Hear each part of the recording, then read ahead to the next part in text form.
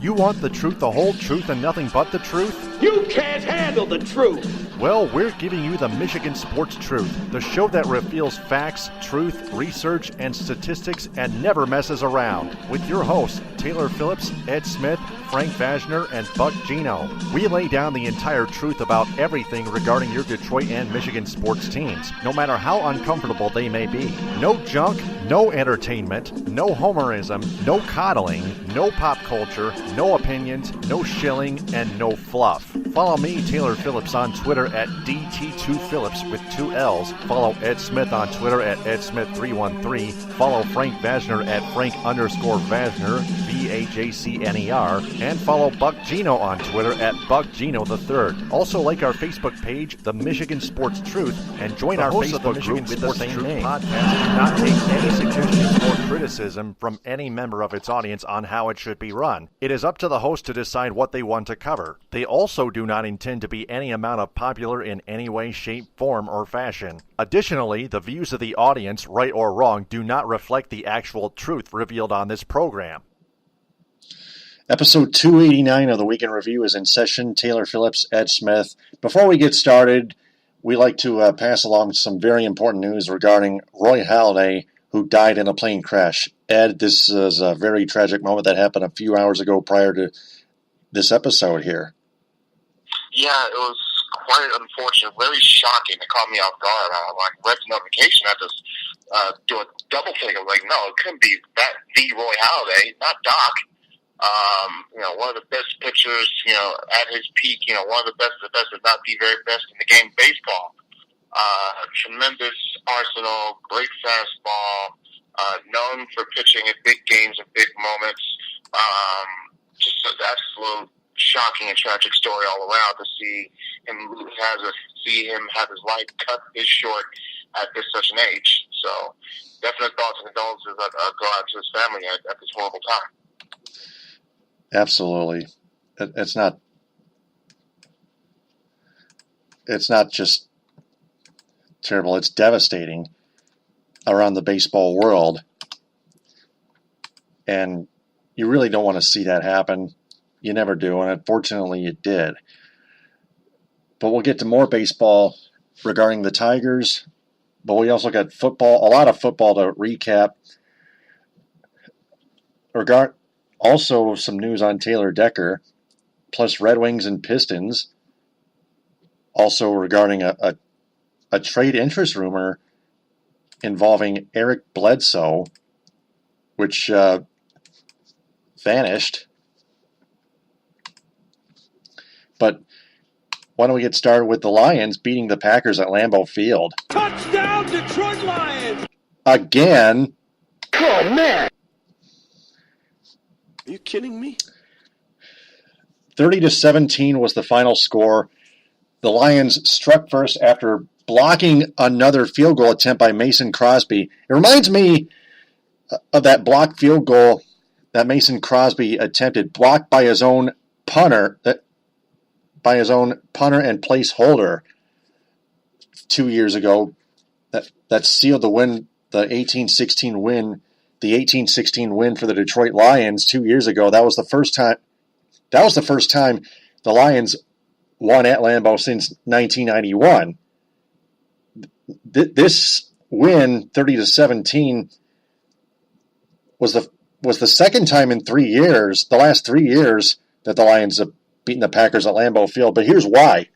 Aaron Rodgers got injured with a broken collarbone in Week 6 at the Minnesota Vikings at US Bank Stadium.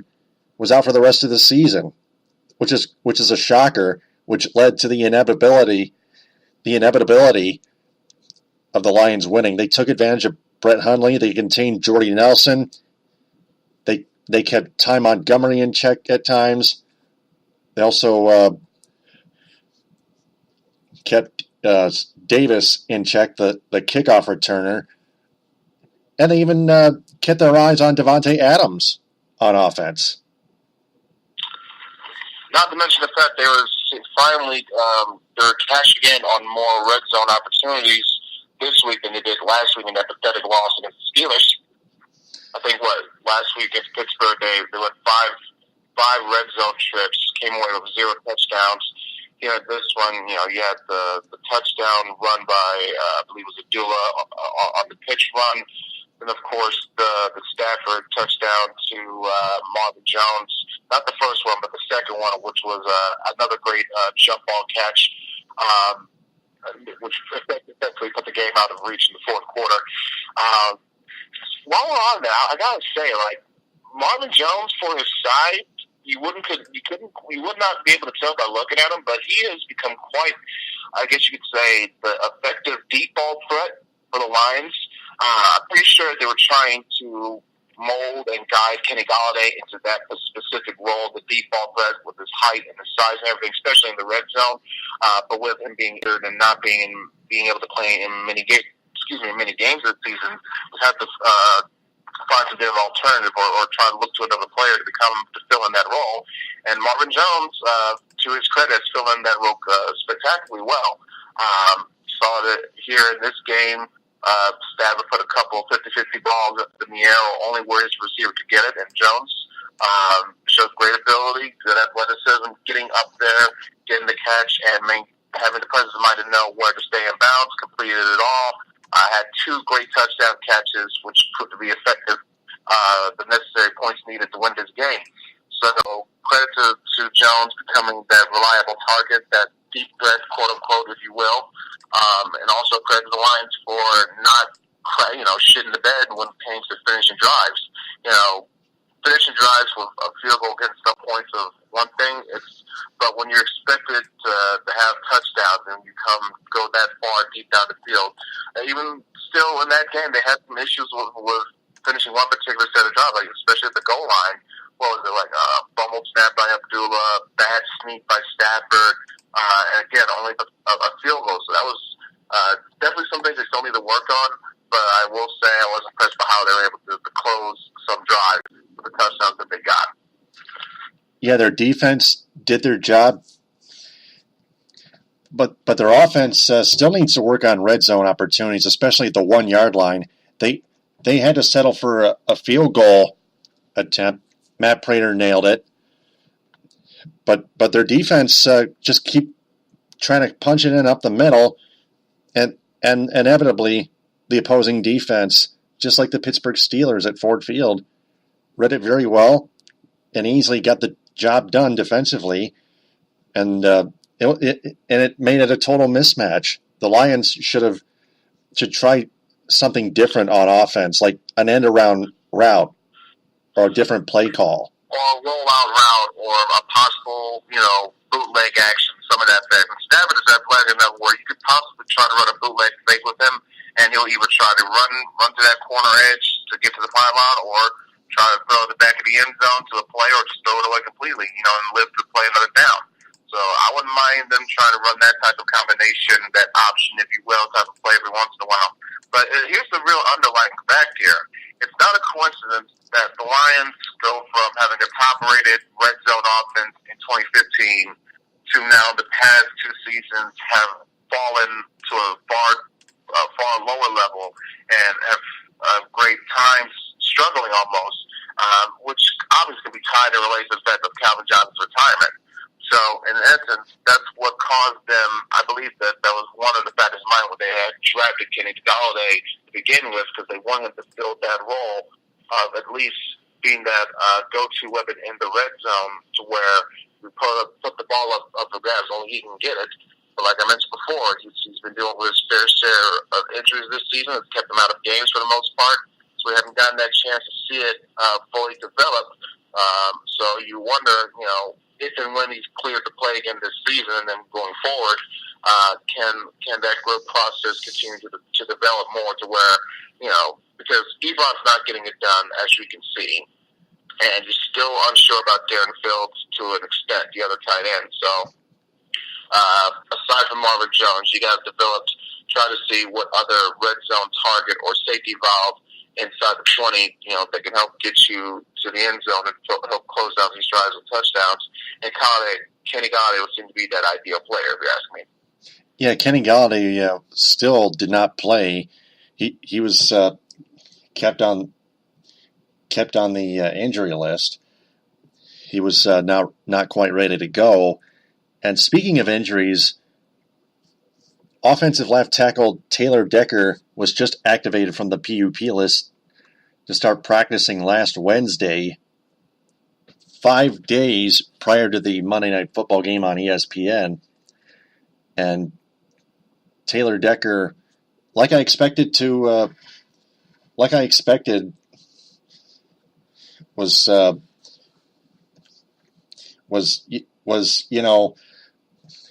ready to start practicing. Possibly limited practice, better safe than sorry.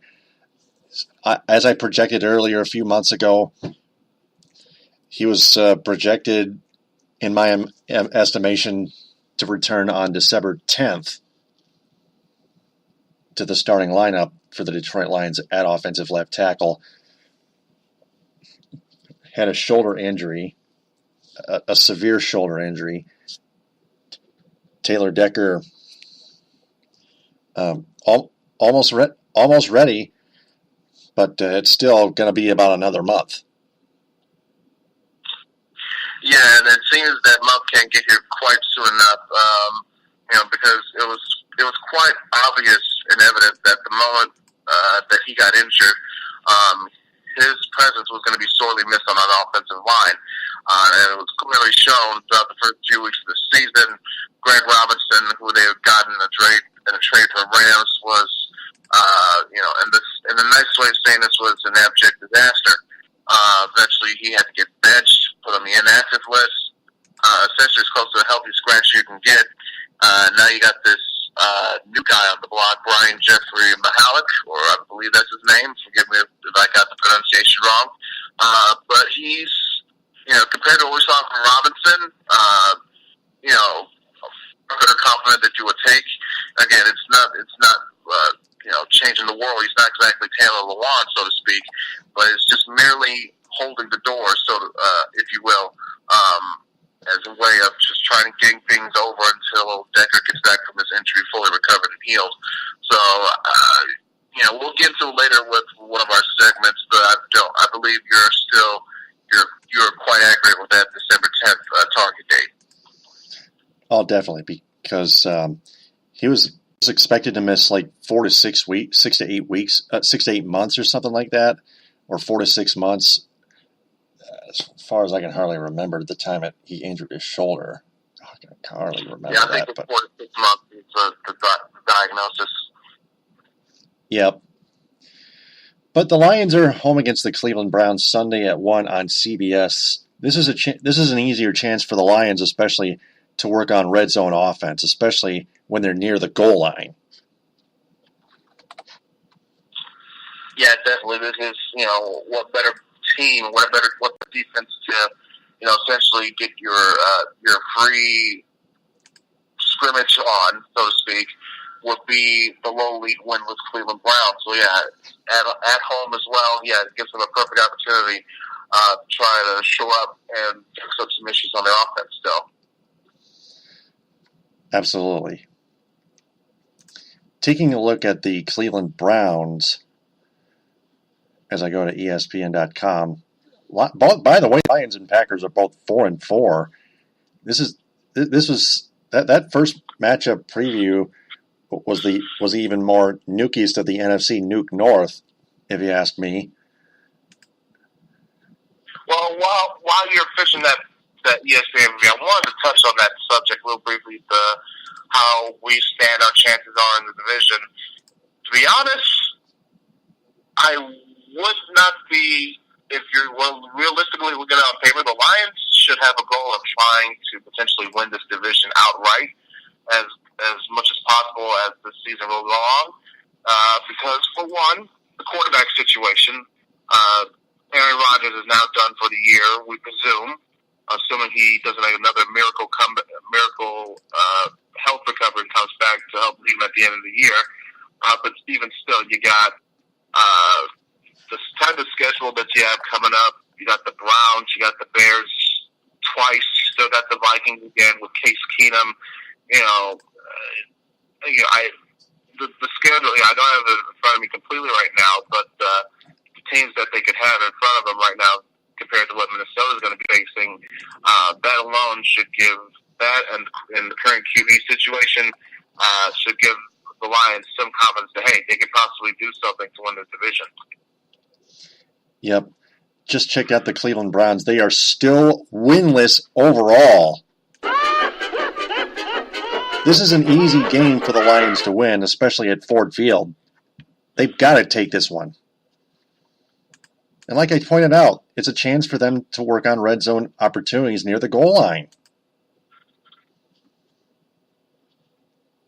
Yeah, especially, seeing how Minnesota, one way they took over that game against Cleveland last week was them finishing drives in the red zone.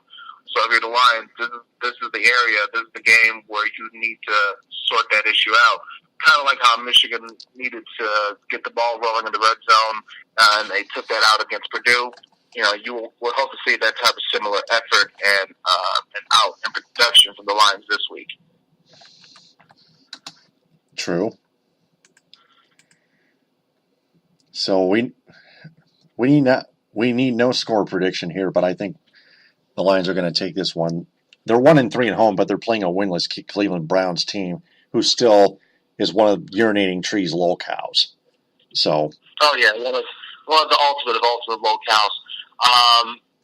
Which was a little bit surprising for this season because you figured, the type of draft that they had, which I thought a lot of people would agree was quite adequate at the very least. You think, hey, maybe the team's starting to turn the corner, and then look where you are. Oh, snap, they're 0-8, halfway to 0-16. Man, oh, man, they can't seem to buy a win, even if they could. So this should be a gimme for the Lions. They're 15.5-point favorites. So, I'm sorry, I'm thinking about the Michigan spread against Maryland. But still, 12.5 is not that far off from it is 2 scores, no matter how you slice it. So I'm expecting a continuation of what we saw against the Packers. They'll keep that rolling into this game, and they'll get a 34-17 victory, 34-14. I'm going to predict 35-10. So, Lions have a golden opportunity to improve over the 500 mark to 5-4.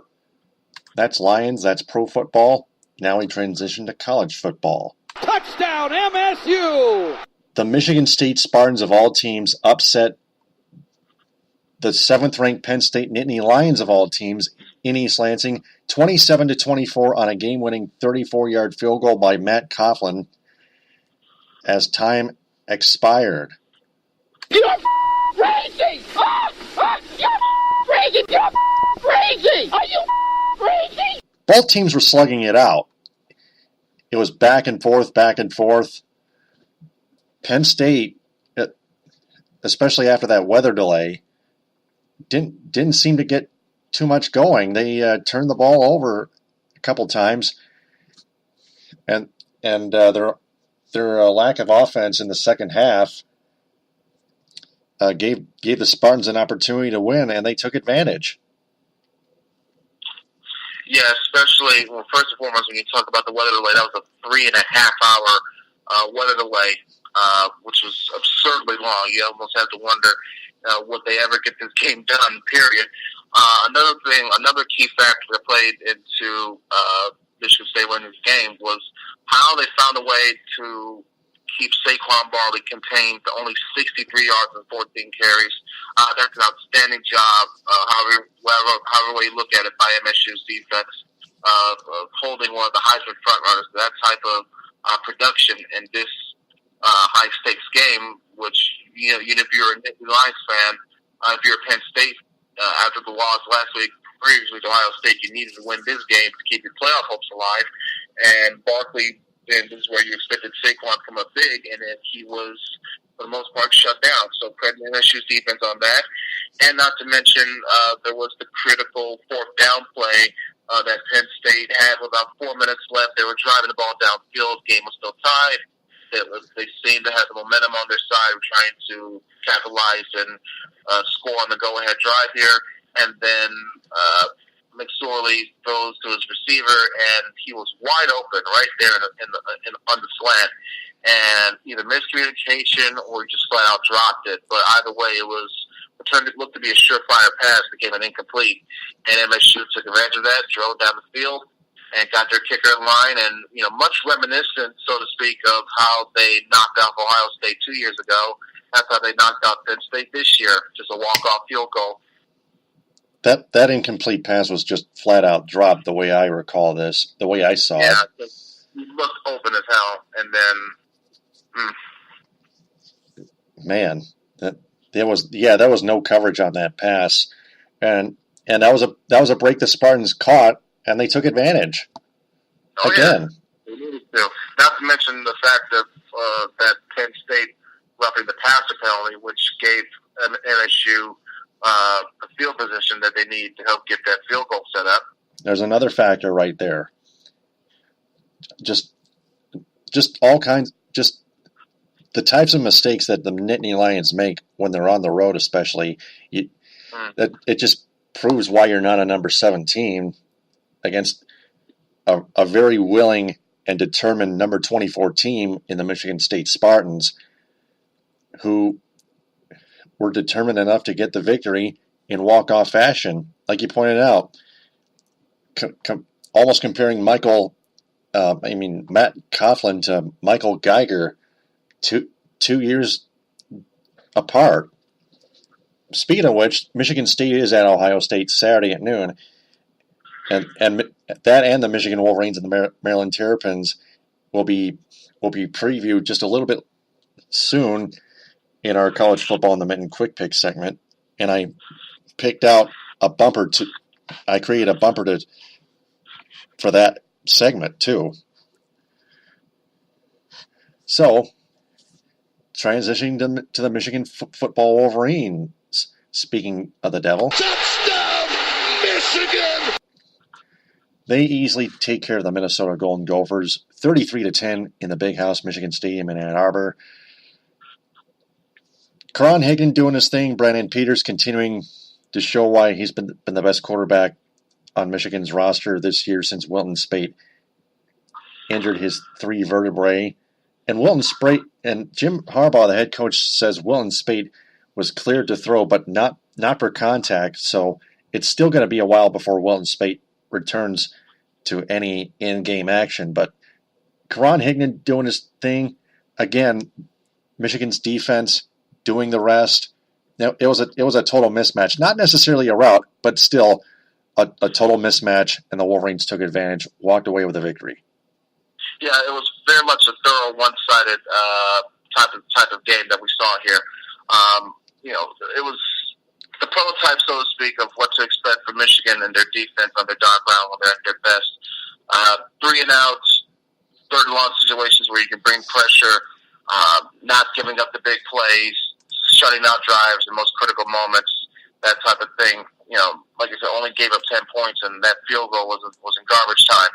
So essentially, in reality, if you want to think about it, they really gave up 7 points that whole game. So this was the lick your wounds tour, so to speak, after that horrible game against Penn State. They needed these 3 games. They got one more coming up against Maryland, but they needed this 3-game schedule: Rutgers, Minnesota, Maryland, for them to get their wits back before this end of the year tilts with these 2 mammoth games against Wisconsin and Ohio State that's now looming bigger than ever. But now for the offensive side of things, still have a little bit of issues with the QB protection. I mean, Peters, he took a couple of big hits that were, unnecessary. If you're a QB coach or whatever, if you're a fan and you're seeing your quarterback get hit, that makes you cringe a little bit. But that's on your offensive line to do better, protect better. But I like his development. I like how the coaching staff, I'm sure Drevno and Harbaugh were calling a place to make sure he was not being forced into an uncomfortable situation. That's why you saw him go to, flat routes and throwing to the sideline and looking for his tight ends and throwing screens. It wasn't necessary for him to, come up with critical deep throw plays or down the sideline or taking shots near down toward the end zone, especially when you had your running game going the way it has been.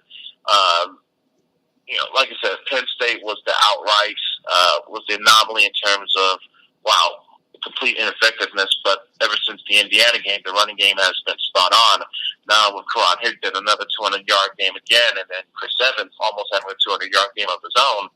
I believe the College defeated back-to-back 100-yard rushers, 200-yard rushers back-to-back games for the first time in a long time for Michigan since the days of Ron Lytle and so on. So to see them get this done and knowing they got another game up before the two big games at the end of the year, this was just a chance for them to get their wits back to them, learn their basics. I think it was even alluded to during the broadcast. And after that Penn State game, they need to get back to the roots and back to basics, so to speak. So power running, control the clock, have effective game management from your QB, and let your defense do the work it's supposed to do. That's the formula of winning football games if you're Jim Harbaugh at Michigan. So they've gotten back to that formula, that recipe for the past two games. You expect to see more of that against Maryland, and you hope it leads to their two most absolute best performances. Basically, the performance that we've needed to see since the Florida game. They're going to need that when it comes to facing Wisconsin and Ohio State. But we'll cross that bridge when we get there. Yeah, because they have Maryland next on the road Saturday at 3:30 on BTN.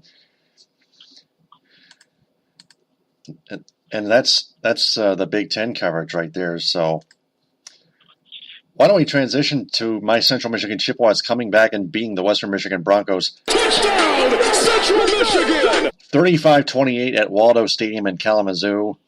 They came back from down 2 scores, not once, not twice, but 3 times to beat them in the final few minutes of that game.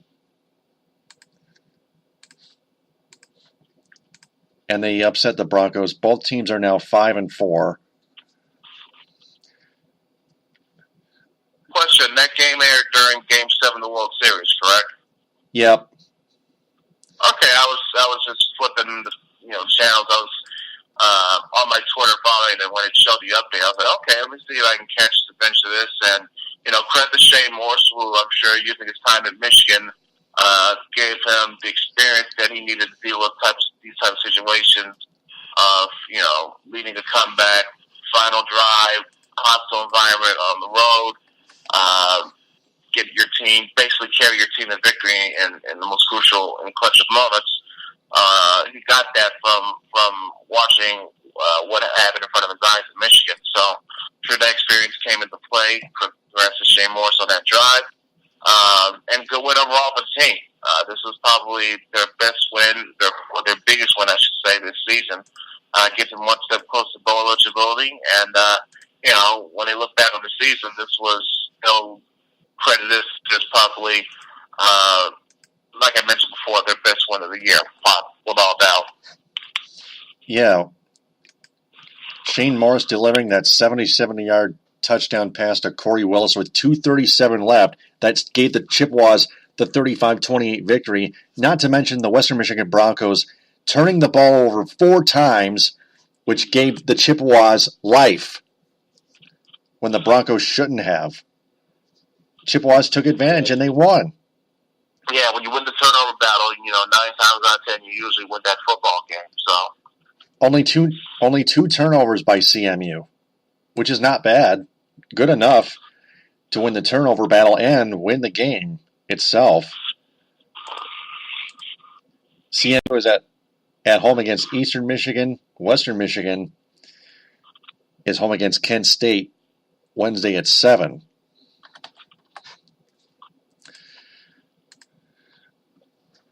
And speaking of Eastern Michigan, they routed the Ball State Cardinals 56-14. That's definitely not the first time the Cardinals have been routed. They need to fire their coaching staff. First win for the Eastern Michigan Eagles in MAC play, too. Both teams were winless going into that game. Yeah, they needed that win. Very nice for them. Yep. Of course. So that brings us to the college football in the Mitten Quick Picks. Got a prediction? Then we welcome you to the College Football in the Mitten Quick Picks. First of all, we'll start with the Michigan State Spartans at the Ohio State Buckeyes Saturday at noon. I believe that's going to be on ABC, is that correct? I got it. It's going to be on Fox, more than likely. Oh, yeah, Fox. That's right. Yep. Gotcha. But Spartans and Buckeyes, the Buckeyes got clobbered at the Iowa Hawkeyes 55-24. They trailed by as many as 45-17. Oh, man. What is that? I mean, that is unheard of. I know Kinnick Stadium is a very tough place to play for all opponents, even if they come up with a victory. But Ohio State sure didn't come up with a victory at Kinnick Stadium at all. They never even came close. See, the fact that it was a loss wasn't a shock, because like you mentioned before, with Penn State just barely escaping on that last-second touchdown since 2008, every other time they faced a top-ranked team at home, they almost managed to get the win, came the point against my Wolverines last year. So them going down in Kinnick didn't surprise me, but the margin of victory and the fashion and the way this dismantling showed, that was the more shocking thing, without question.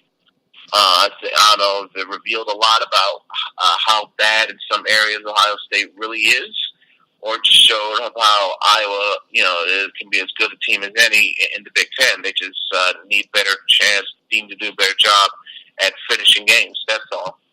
So I don't know which more of that side revealed, but it was a horrific loss that I'm sure Ohio State wants to erase as quickly as possible. What better way to do that would be to quench the momentum that what the Spartans are having right now. Yeah, both teams 7-2 overall, 5-1 in the Big Ten. It is at the Horseshoe in Columbus. 92.1% say the Ohio State Buckeyes will beat the Michigan State Spartans, but I predict that this to be a very close game. The way the Spartans are playing, I'm not sure who's going to come up with a victory here. The Spartans upsetting the Penn State Nittany Lions. The Buckeyes taking a grueling loss to the Iowa Hawkeyes at Kinnick Stadium in Iowa City. Mark D'Antonio does a hell of a job preparing his team for every big game, whether it's Michigan, Penn State, Ohio State, at any upcoming game. So I'll let you go first on this one, Ed. Well, for me, it comes down to this: if Michigan State can enforce the turnovers the way that Iowa was able to do, like for instance, one of the scores Iowa had was a pick six. If they can get just get the JT Barrett frustrated and force him to throw those, make those mistakes and turnovers, that'll be one big key for them to establishing the game plan to victory. Other than that, it just comes down to who can execute more, who's going to do a better job running the ball, and who's going to make that big play when it matters most. That's what it seems to have come down to for these games in recent memory between Michigan State and Ohio State. So, as someone, obviously, as a Michigan fan who still has a glimmer of hope, because there is still a scenario where Michigan can actually win the Big Ten East and play for the Big Ten championship game in Indianapolis. But it still requires for Penn State and Michigan State to lose 3 conference games total. So Penn State, they got one more to go, but the more difficult part now is MSU. They got to lose, I believe, 2 more times. So if one of those times were to happen, you would reckon it would happen right here on the road against Ohio State team wanting to prove itself after an embarrassing loss the week before. So I wouldn't be surprised if Michigan State wins, but for my selfish reasons, I got to pick Ohio State to win. I'll say close one, 35-31 type of deal. All right. Man, I'm going to pick the Buckeyes to win by a field goal just for precautionary reasons. I'm going to go 35-32 Ohio State. Check that. Make that 28-25 Ohio State, because Michigan State probably how about 27-24? Ohio State because it's still going to be a field goal margin. Spartans defense is going to try to contain the Buckeyes offense as best they can on the road. Just their offense just won't provide quite enough firepower to propel them to a victory. So 27-24 Buckeyes on me here. Then you got the Michigan Wolverines at the Maryland Terrapins Saturday at 3:30 on BTN. Michigan 7-2, Maryland 4-5. Ed, I'll let you go first again. Yeah, even though it's a road game, it's a 3:30 start. Michigan is a quintessential heavy favorite. Last I checked, the spread is 16.5. It could go even higher. Could very easily rise to 20 by the time kickoff starts. But what I can tell you is Michigan. I expect them to continue their rushing attack. To have great success between Higdon and Chris Evans. I expect Brandon Peters to have at least a solid game. I'm still not expecting for him to just go off and start throwing for 250 plus and a couple touchdowns and low turnover ratio. I'm not expecting that out of him just yet. I think he's just doing a good job of the game managing. Let the plays come to him and just hand the ball off to his running back. So as long as we got that covered, he'll be fine. The defense, they'll do what they're supposed to do, and all you need to know is what's best. What do you know about Maryland's best is that as a team, they've allowed an average of over 36 points per game. Lets you know how bad their defense is. And what's even more critical, in my opinion, is this. They lost to Rutgers. Yes, fucking Rutgers. When you lose to Rutgers, that lets me know how bad of a football team you are. So by that method and measure alone, I'm expecting Michigan to win this game handedly, at least by 3 scores. So let's go 31. No, I'm sorry. Let's go 38-17. 38-17. I'm going to go Michigan. Mm-hmm. I'm going to go Michigan 41, Maryland 13. It's going to be a blowout, somewhat. I expect Brandon Peters to be the starting quarterback again, and Michigan's defense just getting the job done the way they did Minnesota at home. Same story, right, different scene. And if things go right, Michigan can still find themselves. They have a chance to win the Big Ten East still. That's assuming Ohio State beats Michigan State and they handle the business against Maryland. Well, they're going to have to catch Michigan State and Ohio State to win the Big Ten East. That's for sure. That how possible is that? And for Penn State to lose one more game too. Yep, that's almost impossible as well. Now to the mediocre American Conference. The Eastern Michigan Eagles at the Central Michigan Chippewas Wednesday at 8 on ESPNU. Man, the Chippewas maybe very good on the road, but they've been pretty bad at home. They haven't won a home game since their home opener against Furman in triple overtime, 30-27. That's been their only home win of the season. But Eastern Michigan is only 1-4 in the MAC, and not very good on the road either. Except they've put up battles against Kentucky and Ohio. The Ohio Bobcats game was at home. Eastern, such as Kentucky, they still fall short. I'm gonna pick CMU to finally win their second home game by a close margin, 27-24 over Eastern.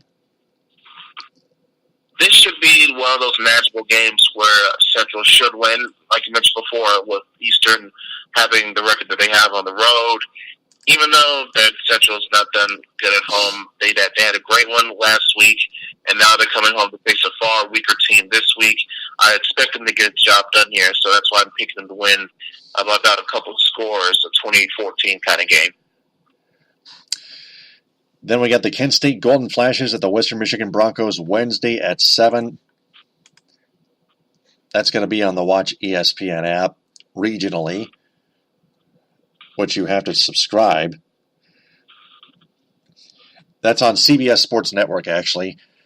Kent State 2-7, Western Michigan 5-4. I predict the Broncos to win, I would say 38-17. Yeah, this would be a good chance. What better way to bounce back from that heartbreaking loss against Central than a 2-7 shitty football team? So, yeah, Western to win 27-17 is my score. All right. That's our college football and the Minton Quick Picks segment. Anybody have any quick picks for our college football upcoming games? Post your prediction at the comment bank below this episode and give out the scores. We have one injury news to pass along to you. Valentine for the win! Michigan State Spartans men's basketball forward Kyle Ahrens had aggravated a foot injury last week. He is out indefinitely. The Spartan basketball team, led by head coach Tom Izzo, is ranked number 2 in the nation. What is that? I mean, what's that about? I think that's more of a reputation type of deal. I think also, not to mention the fact that some of those who make the rankings must have high hopes of how good Michigan State's recruiting class can do this season. But I'm pretty sure with losing Ahrens, big blows in their backcourt, that's going to damper those expectations, so to speak. So this is why I never, ever take preseason college basketball rankings seriously. Not even like the first couple weeks in. I usually wait till we get into late December, early January, because that's when the conference season starts. And that's when, to me, when the rankings truly show their effects, their legitimacy, so to speak. Mm-hmm. Michigan State already beginning their basketball season, so is the Michigan Wolverines basketball team led by head coach John Beilein. Go to the websites msuspartans.com and mgoblue.com for the following schedules. Also cmuchippewas.com, wmubroncos.com, and emueagles.com for their upcoming schedules as well. Now a transition from football and college basketball. Let's transition to the Pistons first before we get to the Red Wings here. The Pistons got clobbered at the LA Lakers 113-93. 7 Lakers scoring double figures, and the Pistons hit only 1 free throw out of only 3 attempts. But their defense was nowhere in that game. And then they went back home. They beat the Milwaukee Bucks by 9, 105-96. Drummond, 24 points, 14 of 16 free throws, 15 rebounds, but a -8. Still, he can't play defense. He can hit free throws now already, but he still can't play defense. Joel Embiid had a valid point weeks ago. No offense. And then they beat the Sacramento Kings at home by 9, 108-99. The Pistons move up to number 9 in the NBA Power Rankings, according to ESPN. Right after that blowout loss at Staples Center to the Lakers, they beat the Bucks and then they beat the Kings. I'm not really sure how they would move to number 9 in the power rankings. People would say the Pistons have been playing with better chemistry. I'm not sure where that's coming from. Their defense held the last 2 opponents under 100 points. Don't get me wrong. And they found a way to win. I still have some lingering doubt inside my head as the season already continues to roll on. I understand that type of fear because remember the expectations of how this team was supposed to do even better last year. what they did the season before, aim for 50 wins, possibly a top 4 seed, and then they end up shitting the bed and missing the playoffs completely. So I understand the apprehension.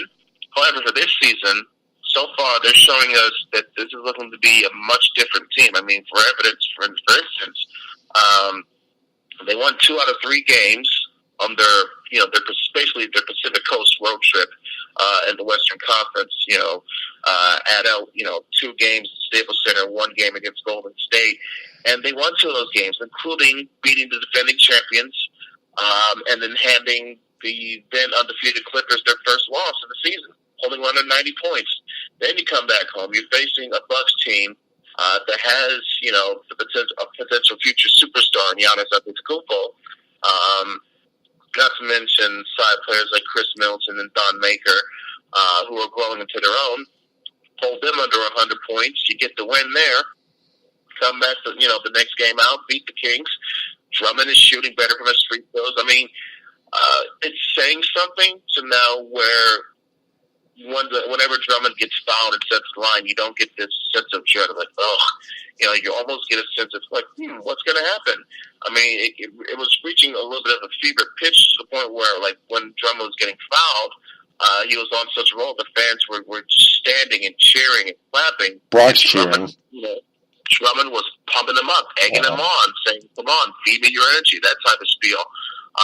So it's shown a growth to his game, a growth definite to his overall game. As for his defense, I wish his paint defense was a little bit better in terms of defending shots, more blocks and contested shots of that sort of nature. But he has been pretty good at swiping steals. I think he had like 3 or 4 steals against Philly. He had 2 or 3 steals against the Kings or the Bucks, one of those 2 teams. So it's not an all-around defense that's bad. It's just him his defending shots up close that needs work on. But Drummond has at the very least adequate defensive skills with the ability to steal the ball and get the rebounds, of course. And factor that in with him now making improvements to his free throw shooting, it's showing that the talent and the potential is there. It's always been there. You just had your doubts because of the attitude problems that we've seen him showcase before, and you hope he grows from that. But it doesn't take away from the fact that he is an extremely talented player who, for the Pistons to succeed at their most, needs to be performing at their best, specifically needing it from Drummond. So it's good to see that the free throws and other elements that he's working on are contributing very well to the Pistons being in the spot where they're at right now. Not to mention the Pistons still playing without Boban Marjanovic. In the LA Lakers loss, they still could have used Boban Marjanovic, especially when the game was out of hand. They still could have used Boban for at least a little more offense. Instead, they decided to use Eric Moreland as a reserve over Boban Marjanovic. I mean, it's not as important, but still a little bit detrimental, critically detrimental. Yeah, I mean, and Moreland didn't even score a point.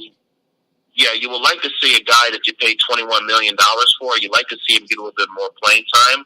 So I don't know what's the reasoning or rationale behind Stan Van Gundy's decision to not give Boban, at least a couple more minutes more. But it's a little bit confusing to watch that situation play out. Yeah, that just drives me crazy. Stan Van Gundy's still not playing Boban Marjanovic, even though the Pistons have won 4 out of their last 5. They're on a roll. Don't get me wrong. I know what Pistons fans are thinking. They don't need Boban. They think he sucks. No, he doesn't. Not offensively. He may not be good defensively, but he's still an offensive powerhouse. He's too tall to not score offensively. They still could have used him when the game was out of reach. Yeah, granted, he's not the fastest player in the world, but, with his reach and his length and his absolute size, he could be an excellent rim protector. So, I'm, a little bit baffled as to why he's not getting as much playing time as A, a person with his contract would require, and B, for his own personal sake. Yep. Pistons host the Indiana Pacers at Little Caesars Arena. They're continuing their 4-game homestand against the Indiana Pacers Wednesday at 7. Then on Friday night, the Atlanta Hawks come into town at 7. Speaking of the Milwaukee Bucks, though, they traded their center Greg Monroe to the Phoenix Suns for point guard Eric Bledsoe. Pistons were interested in Eric Bledsoe, but they would have to trade Reggie Jackson for him. But I'm not sure. If it would have worked out or not. Buck Gino says it wouldn't have anyway. One of our co-hosts here on this podcast. I think Buck makes a point. Don't get me wrong, having Bledsoe here would have been nice, but I guess in terms of what you have to give up, if you felt that giving up Reggie would be more detrimental than getting Eric Bledsoe, that's your decision. I think Reggie has played. Hopefully, he doesn't have too much of an injury flare up this year as he did last year. Because when he's playing more, you see the effect that he has of his offensive scoring and his overall playmaking ability. The more he gets that sorted out, the more he accomplishes that, gets more playing time, that sort of feel, gets more of a feel for having around those type of moments and situations, the better it helps the overall growth and chemistry for the team and how they perform on the floor. So I guess they felt it was too much of a risk to try to throw that away just to get Eric Bledsoe, who was potentially on paper could be seen in some ways as an upgrade at that position, but I guess not big enough risk to try and tamper with the possible team chemistry. Mm-hmm. So that's Pistons. Now we transition to the Red Wings.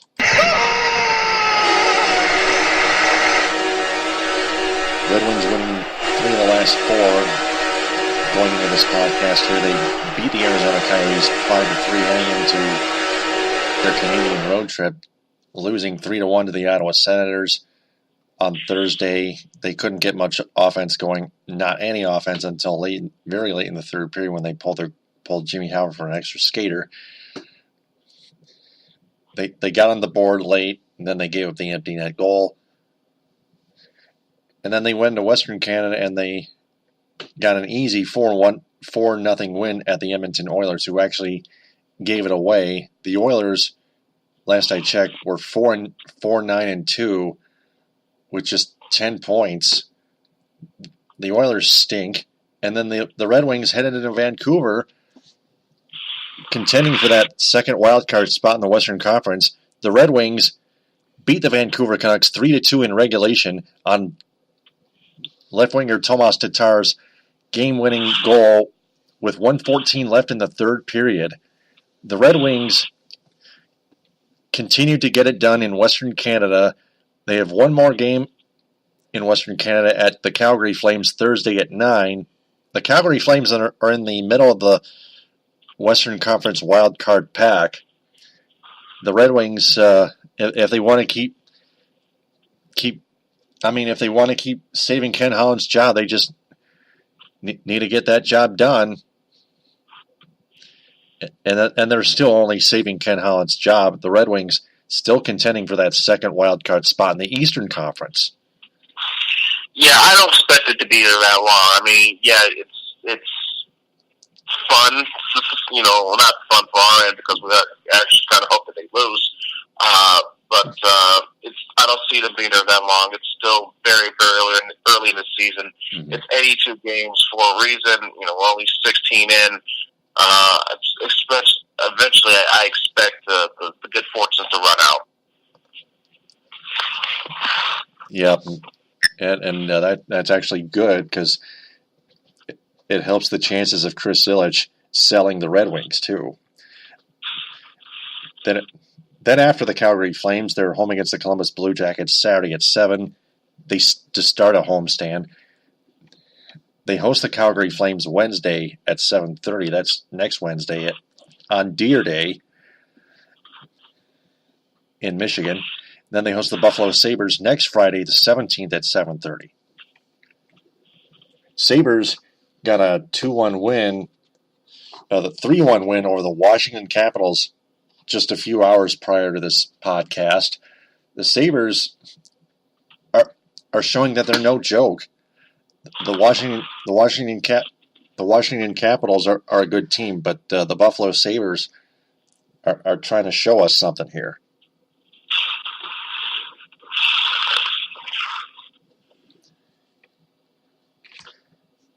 But the Blue Jackets, yeah, they're a good team. They lost to the defending Western Conference champion Nashville Predators, but still, you can't count out the Blue Jackets. They're led by head coach John Tortorella. So that's Red Wings. Now we transition to the Tigers. That one is long gone.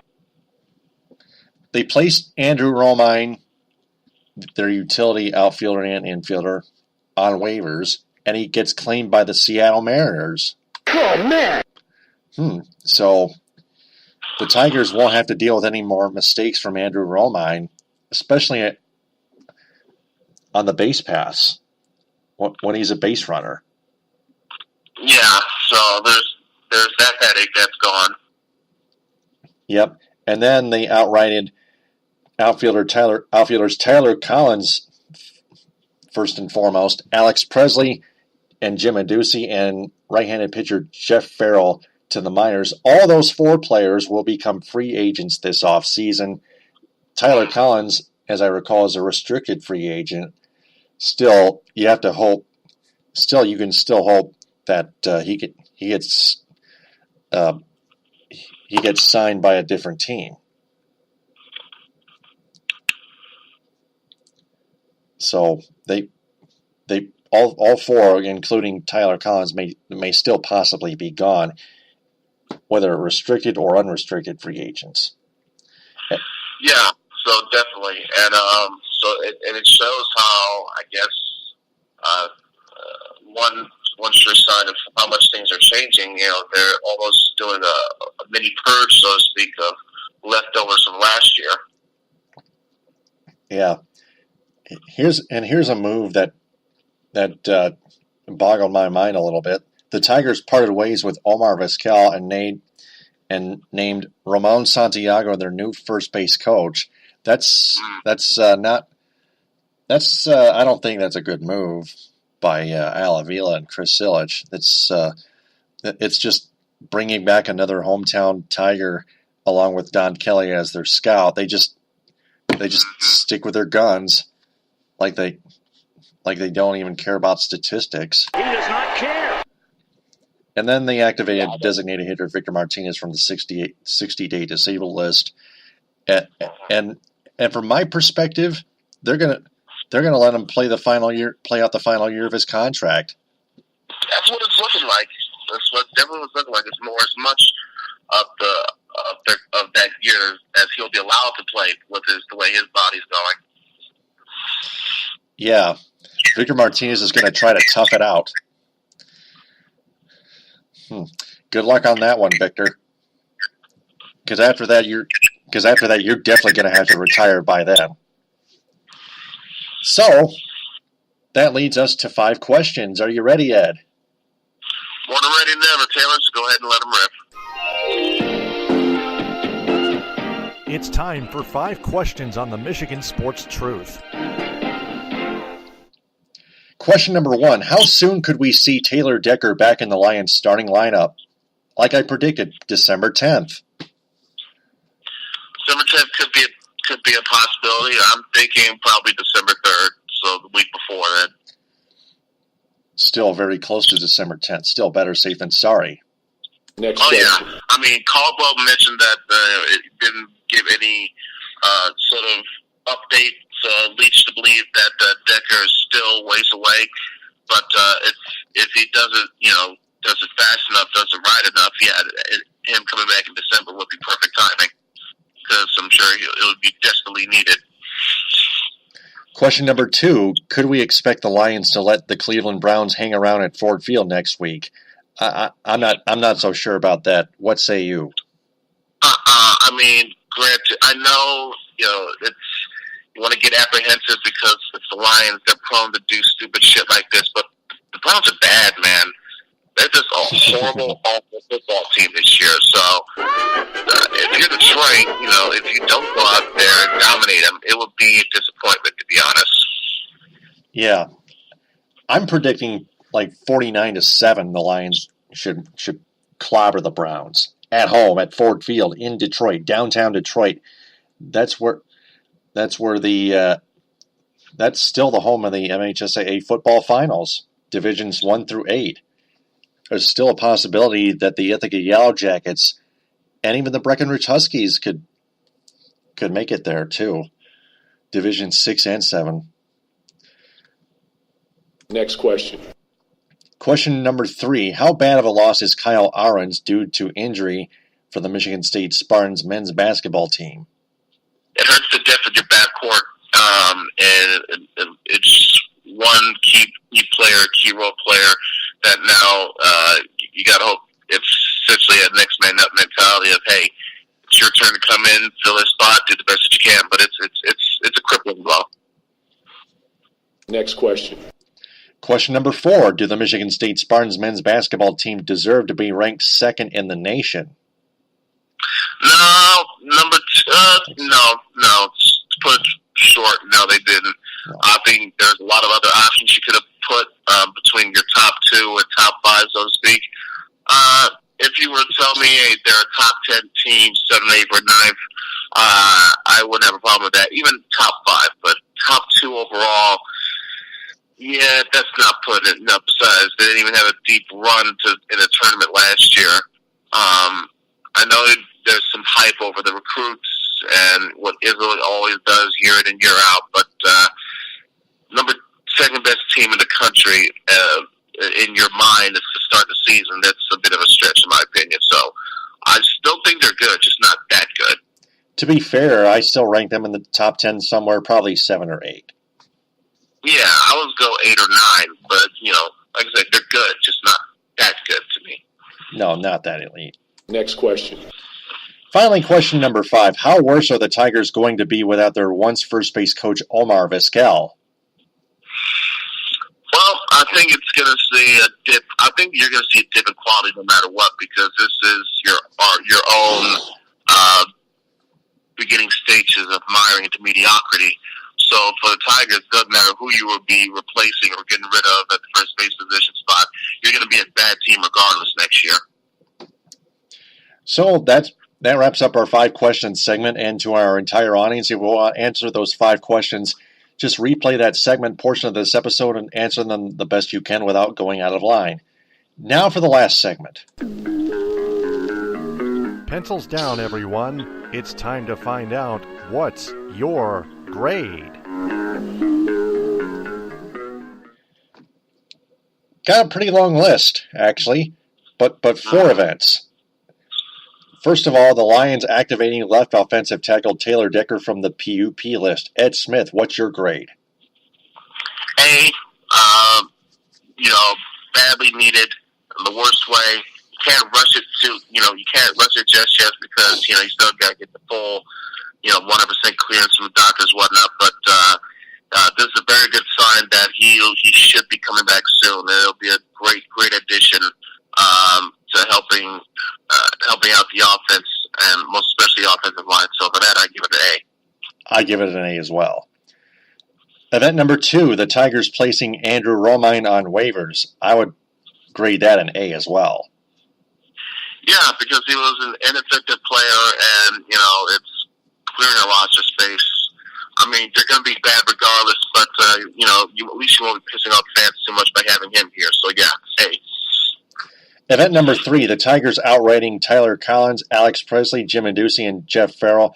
To be fair, I would grade that either a B or a B minus, because you never know where each of those players are going to go. Yeah, I was definitely thinking B scale as well, and you definitely got a point. These players, each and every one of these players could blow up, have productive careers elsewhere, and it will look like it's a bad move in retrospect. But in terms of what's needed now for short-term and potential long-term plans, what this team needs to do in order to rebuild, yeah, they got to have basically a wipe the slate clean type of moment. This is a part of it. So it's not so I'll give it a B.